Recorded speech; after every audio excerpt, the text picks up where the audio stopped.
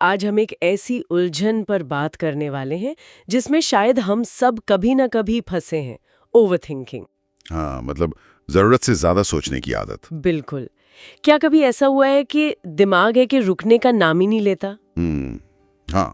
रातें बस करवटें बदलते बीत जाती हैं और छोटी छोटी बातें भी मन में पहाड़ जैसी लगने लगती हैं। बिल्कुल बिल्कुल। अगर ये कुछ जाना पहचाना सा लग रहा है तो आज की हमारी चर्चा खास तौर पर अहम हो सकती है। जी।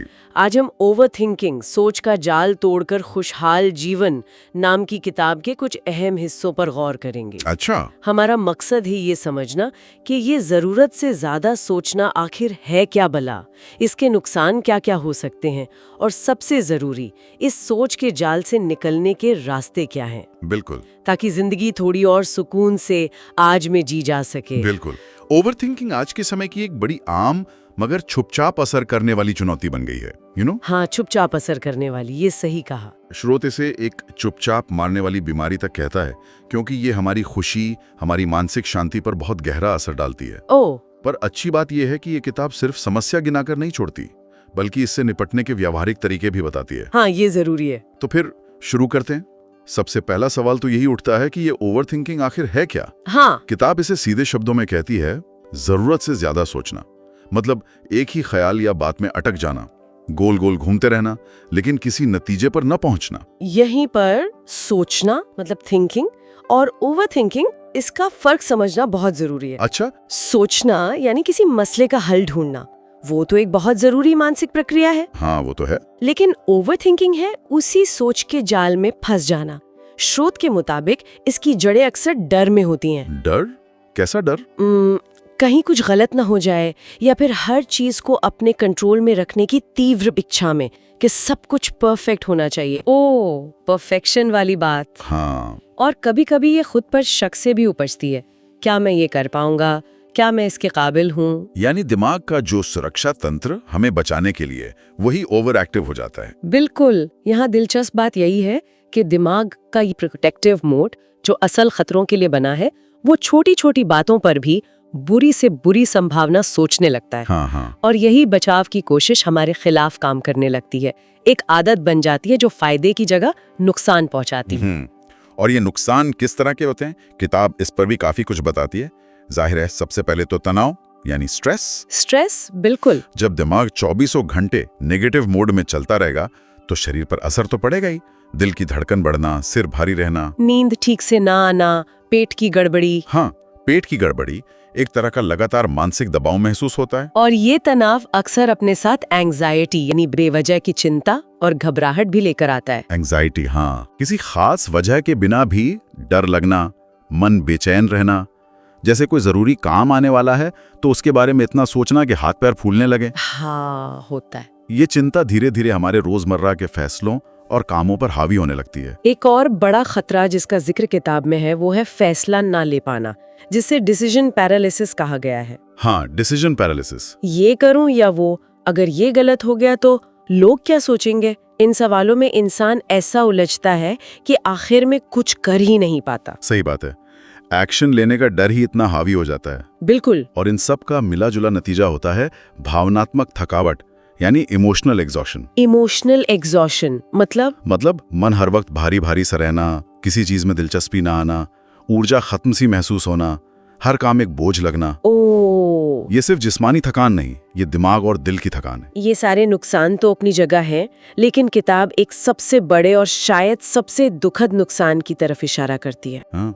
और अगर हम इसे बड़ी तस्वीर से जोड़ें तो ओवरथिंकिंग का सबसे बड़ा खतरा यही है, जिंदगी को जी ना पाना। सोचते रहने में खुशी के पल कब बीत जाते हैं पता ही नहीं चलता। सही बात है। अच्छे मौके हाथ से निकल जाते हैं क्योंकि हम फैसला ही नहीं ले पाते।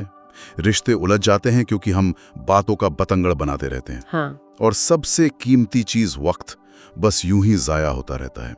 इंसान जैसे अपने ही दिमाग की जेल में बंद हो जाता है, जबकि जिंदगी बाहर उसका इंतजार कर रही होती है। ये तो बहुत गहरी बात है। ये हमें आगे बढ़ने, कुछ करने से रोक देती है, जो एक भरपूर जिंदगी के लिए सबसे जरूरी है। ये खतरे सुनने में ही थका देते हैं और शायद कई लोग इन्हें महसूस भी करते होंगे। सवाल उठता है, क्या हम बस इन खतरों के साथ जीने को मजबूर हैं या किताब कोई उम्मीद की किरण दिखाती है? बिल्कुल उम्मीद दिखाती है। किताब साफ कहती है कि ओवरथिंकिंग एक आदत है और आदतें बदली जा सकती हैं। अच्छा, ये राहत की बात है। हाँ, ये कोई लाइलाज बीमारी नहीं है।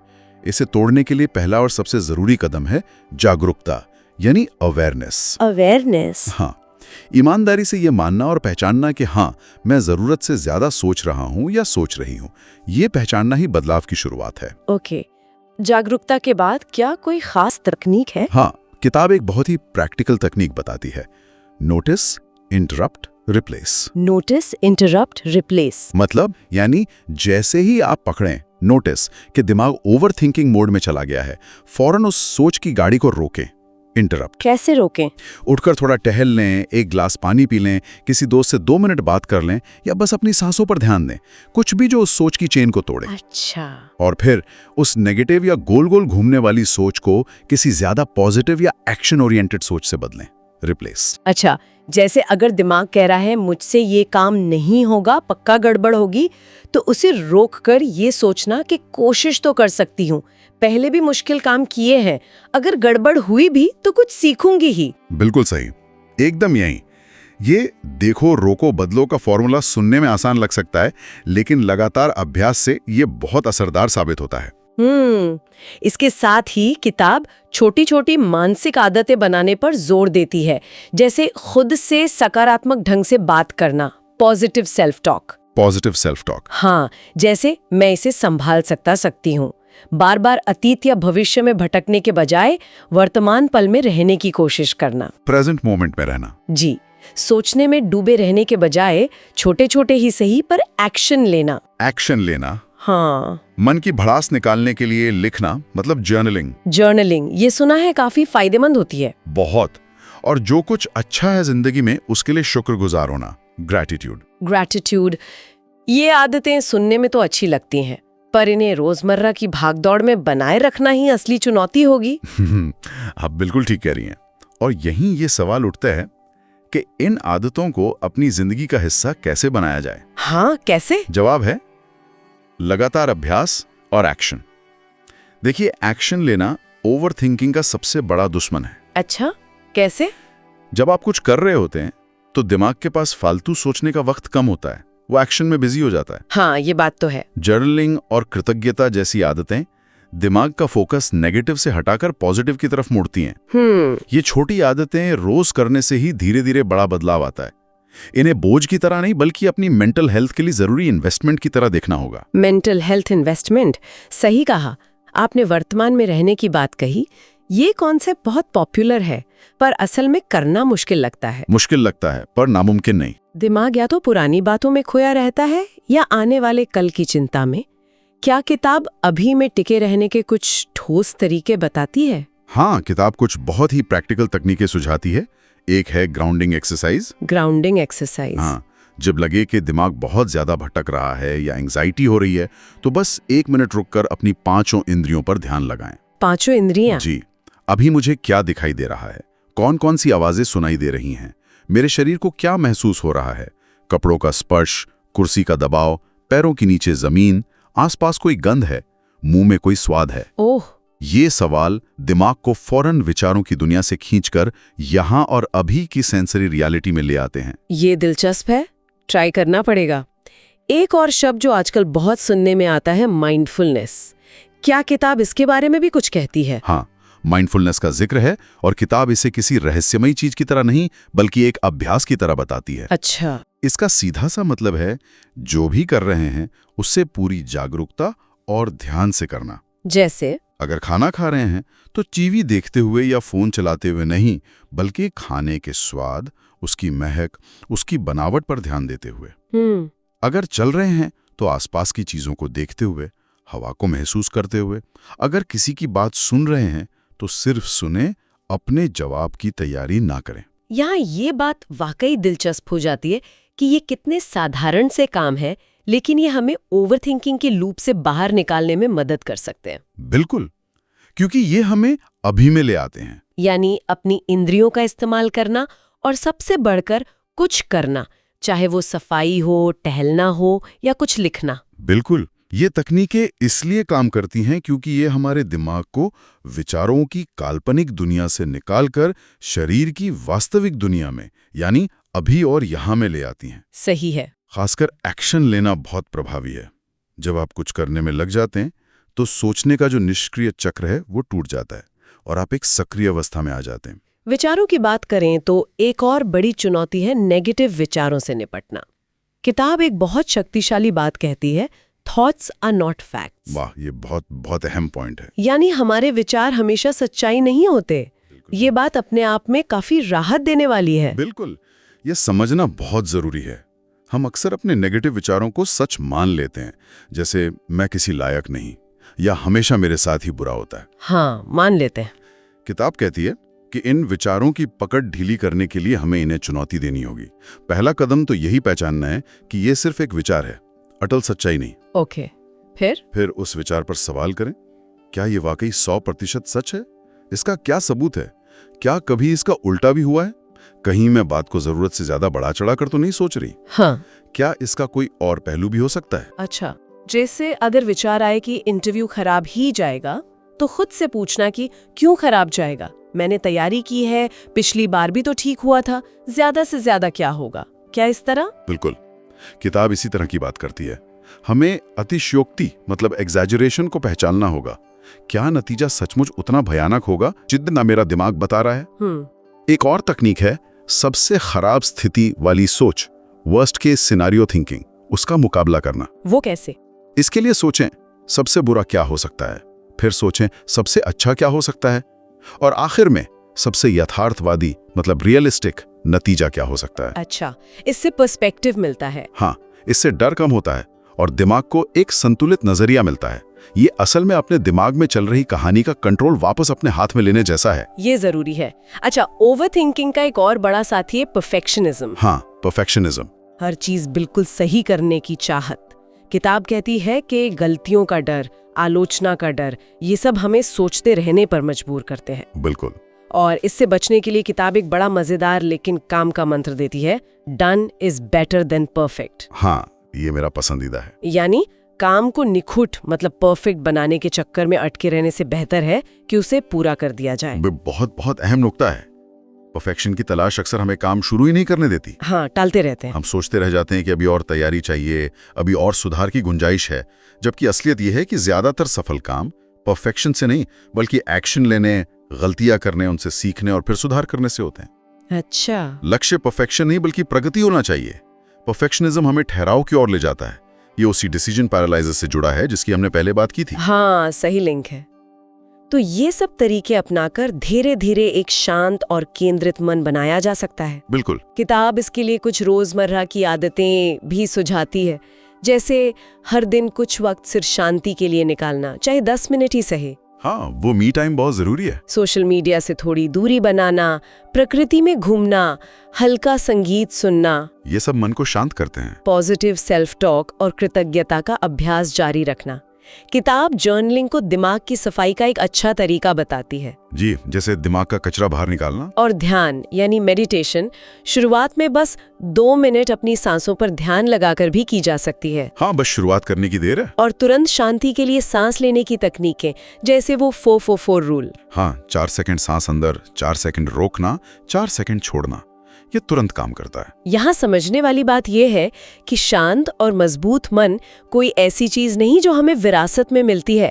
इसे बनाना पड़ता है, विकसित करना पड़ता है। सही कहा। जैसे हम अपनी बॉडी को फिट रखने के लिए कसरत करते हैं, वैसे ही मेंटल पीस के लिए भी लगातार कोशिश और अभ्यास जरूरी है। बिल्कुल। ये आदतें हमारे दिमाग को ज्यादा लचीला बनाती हैं ताकि वो जिंदगी के उतार चढ़ाव को बेहतर तरीके से झेल सके। और जब मन शांत होगा तो शायद फैसले लेना भी आसान होगा। हाँ, बिल्कुल। ओवर थिंकिंग की वजह से जो अनिर्णय की स्थिति बनती है, उससे निकलने के लिए क्या सुझाव है? किताब कुछ रणनीतियां बताती है। पहला, खुद पर भरोसा करना सीखें और गलतियों को सीखने का हिस्सा माने। गलतियों से सीखना। हाँ। दूसरा, एक मजेदार रूल है 5 सेकंड रूल। 5 second rule. हाँ, जब भी किसी काम को करने में हिचकिचाहट हो, मन में 5, 4, 3, 2, 1 गिने और एक्शन ले लें। सोचने का मौका ही ना दे। अरे वाह, ये तो इंस्टेंट एक्शन के लिए। जी, तीसरा, फैसलों के लिए एक समय सीमा तय करें। Time limit. हाँ, छोटे मोटे फैसलों के लिए शायद 30 सेकंड या 1 मिनट, थोड़े बड़े फैसलों के लिए 5-10 मिनट और ज्यादा अहम फैसलों के लिए शायद 24 घंटे। इससे अनिश्चित काल तक सोचते रहने से बचेंगे। और एक लर्न एक्ट एडजस्ट फॉर्मूला भी है शायद। हाँ, वो भी बहुत काम का है। यानी जरूरत भर की जानकारी लें, फिर फैसला लेकर एक्शन लें और नतीजों को देखकर जरूरत पड़े तो अपने रास्ते को थोड़ा बदलें। ओके। हर फैसले को जीवन मरण का सवाल न बनाएं। ज्यादातर स्थितियों में समय पर लिया गया एक ठीक ठाक फैसला देर से लिए गए परफेक्ट फैसले से बेहतर होता है। ये बहुत प्रैक्टिकल बात है। एक्शन लेने से डर अपने आप कम होने लगता है और सबसे जरूरी है ये भरोसा रखना कि नतीजा चाहे जो भी हो मैं संभाल लूंगा। हाँ, वो I'll हैंडल इट वाली सोच। बिल्कुल, ये बहुत ताकत देती है। और आखिरकार ये सारी कवायद हमें कहाँ ले जाती है? किताब कहती है वर्तमान में जीने की ओर। जी हाँ, प्रेजेंट मोमेंट में। असली खुशी कल या परसों में नहीं, आज और अभी में है। बिल्कुल, इसके लिए अतीत की बातों को पकड़कर बैठने की आदत छोड़नी होगी। उनसे सीखें पर उनमें उलझे न रहें। अतीत को जाने देना और भविष्य की भी बेवजह चिंता करना छोड़ना होगा। योजना बनाएं, तैयारी करें, पर नेगेटिव नतीजों की कल्पना करके खुद को परेशान ना करें। भविष्य की चिंता से मुक्त होना। किताब कहती है कि खुशी अक्सर बड़ी चीजों में नहीं बल्कि रोजमर्रा के छोटे छोटे पलों में छुपी होती है। जैसे सुबह की चाय की चुस्की में, किसी फूल को खिलते देखने में, किसी अपने की मुस्कान में, बारिश की आवाज में। हाँ, ये छोटी छोटी खुशियाँ। बिल्कुल। तो ये वर्तमान में जीना ही ओवर थिंकिंग का असली तोड़ है। काफी हद तक। जब हमारा ध्यान पूरी तरह से अभी में होता है तो दिमाग के पास अतीत के पछतावों या भविष्य की चिंताओं में भटकने की गुंजाइश ही कम रह जाती है। सही है। ये जो है जैसा है उसे स्वीकार करने और उसकी सराहना करने का अभ्यास है। तो कुल मिला के किताब एक ऐसी जीवन शैली अपनाने की बात कर रही है जहां ओवर थिंकिंग की पकड़ कमजोर पड़ जाए। हाँ, एक लाइफस्टाइल चेंज। इसमें दिमाग में शांति के लिए जगह बनाना शामिल है, यानी फालतू के विचारों और नेगेटिव खबरों से दूरी। हाँ। अपने मेंटल स्पेस को प्रोटेक्ट करना, अपने दिमाग की वैसे ही सुरक्षा करना जैसे शरीर की करते हैं। अच्छी चीजें पढ़ना, सुनना, देखना और नकारात्मकता फैलाने वाले लोगों या माहौल से बचना। बिल्कुल, टॉक्सिक इनपुट कम करना, भ्रम की जगह स्पष्टता को चुनना और कोशिश करना कि शांति हमारी सामान्य अवस्था बन जाए। गहरी सांस लेना, हर बात पर जरूरत से ज्यादा रिएक्ट न करना, मुस्कुराने की आदत डालना। हाँ, ये सिर्फ कुछ टिप्स और ट्रिक्स अपनाने की बात नहीं है, ये एक पूरी मानसिकता बदलने की बात है। एक माइंडसेट शिफ्ट जहां हम जानबूझकर शांति, स्पष्टता और एक्शन को चुनते हैं। ये लगातार चलने वाला आत्म जागरूकता और सचेत चुनाव का अभ्यास है। किताब आखिर में जीवन के कुछ नियम भी बताती है जो इस पूरी सोच का निचोड़ है। वर्तमान में जियो, सादा सोचो, दिमाग को साफ रखो, खुद को स्वीकार करो, सोचो कम, करो ज्यादा और खुद से प्यार करो। तो जो कम करो ज्यादा, तो इस सब का क्या मतलब है? निचोड़ यही निकलता है कि ओवर थिंकिंग एक आदत का चक्र है, लेकिन इसे तोड़ा जा सकता है। बिल्कुल तोड़ा जा सकता है। जरूरत है जागरूकता की, कुछ सही औजारों की, जैसे माइंडफुलनेस, विचारों को नया चश्मा पहनाने की कला, एक्शन लेने की हिम्मत, परफेक्शनिज्म को अलविदा कहने की इच्छा और सबसे बढ़कर लगातार कोशिश करते रहने की। हाँ, लगातार कोशिश। जैसा किताब कहती है, कम सोचो, ज्यादा एक्शन लो। अपने दिमाग पर काबू पाकर यकीनन एक ज्यादा आजाद और खुशहाल जिंदगी जी जा सकती है। बिल्कुल। और यहाँ एक आखिरी बात जो शायद सोचने लायक है, जो किताब से ही निकलती है पर शायद उतनी सीधे शब्दों में नहीं कही गई। हाँ, बताइए। क्या हो अगर सबसे बड़ा बदलाव सिर्फ ओवरथिंकिंग को रोकना न हो, बल्कि ये चुनना हो कि उस खाली हुई दिमागी जगह को हम किस चीज से भरना चाहते हैं। ओह, अच्छा पॉइंट है। क्या हम उसे नई चीजें जानने की उत्सुकता मतलब क्यूरियोसिटी से भरेंगे, या वर्तमान पल में पूरी तरह मौजूद रहने यानी प्रेजेंस से, या फिर शुक्रगुजारी से? हाँ, ग्रेटिट्यूड से, या किसी मकसद भरे काम, पर्पसफुल एक्शन से। ओवरथिंकिंग के जाने से जो खालीपन बनता है वो असल में एक मौका है। एक मौका? हाँ, ये तय करने का कि हम अपने दिमाग की इस अद्भुत शक्ति का इस्तेमाल किस बेहतर काम के लिए करना चाहते हैं। ये वाकई एक गहरा विचार है और इसी विचार के साथ हम आज की इस चर्चा को यहीं विराम देते हैं। जी।